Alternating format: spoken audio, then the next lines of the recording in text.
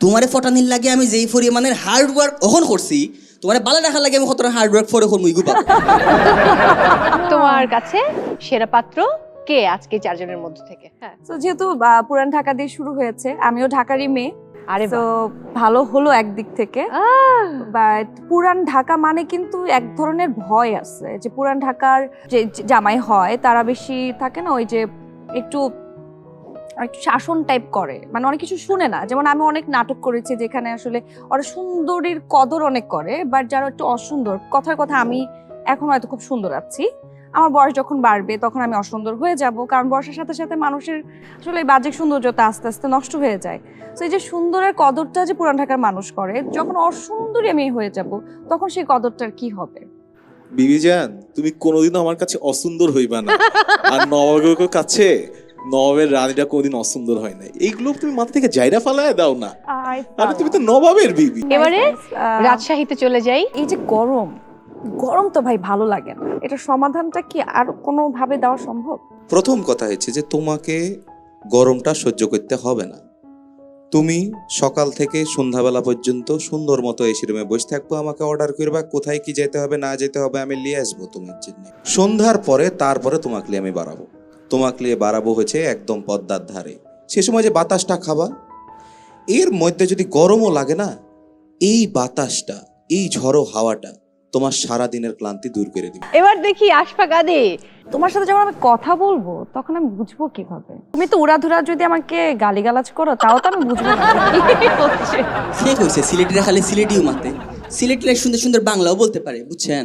তুমি নিজে কইলে আমি খুব প্রিপারেশন লই আইছি, এখন বুঝো তোমারে ফটানির লাগে আমি যেই পরিমাণের হার্ড ওয়ার্ক অহন করছি তোমারে বালা দেখা লাগে আমি কতটা হার্ড ওয়ার্ক পরে করবো ইগু পাবো। দ্যাটস নাইস, ভালো ভালো, ঠিক আছে, আমি ওর সাথে কথাই পারবো না, ভালো। ওকে, এবারে সবচেয়ে বেশি টেকনিক্যাল যে, হ্যাঁ হ্যাঁ, সে কিন্তু নোয়াখালীর। ভাবি আলাদা। কবি লাগে ওনাকে, কিন্তু ভাব হচ্ছে ওনার। নোয়াখালী মানে তো একটু ভাই ভয় লাগে। তুই নোয়াখালীতে থাকবা, তুই ঢাকায় থাকবা, তোমারে আই সিলেট লই যামু, কক্সবাজার লই যামু, রাজশাহী লই যামু। নোয়াখালীতে তুই থাকুন লাগতো না, ইগা আর প্রমিস। ওরে বাপ রে বাপ, ফ্যান্টাস্টিক। যেভাবে সবগুলাকে করলো, থামালো, হ্যাঁ, একটা ব্যাপার আছে কিন্তু। এখন আরেক মাস্তানকে বলে বাট নিজে একটা মাস্তান। এবার তুমি বলো সবকিছু মিলিয়ে তোমার কোন পাত্র বেশি পছন্দ হয়েছে? তার আগে আমার একটা প্রশ্ন আছে। হ্যাঁ, please। আচ্ছা, আপনাদের কেমন লাগছে এরকম করে, মানে গার্লফ্রেন্ডের সামনে বসেছেন কখনো আপনারা? কোনে আইছি, কই বইছি, কার লগে বইছি এটা বিষয় না, কার সামনে বইছি এটা হচ্ছে এটাই হচ্ছে দিল খুশ করে দিচ্ছে। দারুন দারুন দারুন। এবার বলো তোমার কাছে সেরা পাত্র কে আজকে চারজনের মধ্যে থেকে? যেভাবে আসলে প্রত্যেকটা সিটি সম্পর্কে জানলাম, তো ভালো লাগছে, থ্যাংক ইউ সো মাচ, কারণ এত ডিটেল ভাবে আসলে কখনো জানার সুযোগ হয়ে উঠিনি, বাট আজকে জানতে পেরে খুব ভালো লেগেছে। কিন্তু আমার মনে হয় যে জীবনে যে মানুষটার সাথে আমি সারা জীবন থাকবো, তাকে আসলে এই মানে এই কয়েক মিনিটের কথায় আসলে আমি তাকে সিলেক্ট করতে পারবো না, কারণ এটা জীবনে অনেক বড় একটা সিদ্ধান্ত, এটার জন্য একটু টাইম নেওয়া উচিত। আচ্ছা, খুব সেফ সাইডে খেললেন কেয়া পায়েল। দর্শক বুঝতে হবে সারাক্ষণ অভিনয় করেন, তো এখনো বসে বসে অভিনয়টাই করছেন। আমি তো একদম জেনুইনটা বললাম, রাইট? মানে জীবনে এত বড় একটা সিদ্ধান্ত নিব, ধরো তোমাকে সিদ্ধান্ত নিতে হলো না, তারপরে তুমি এখান থেকে কাকে বাছাই করবে?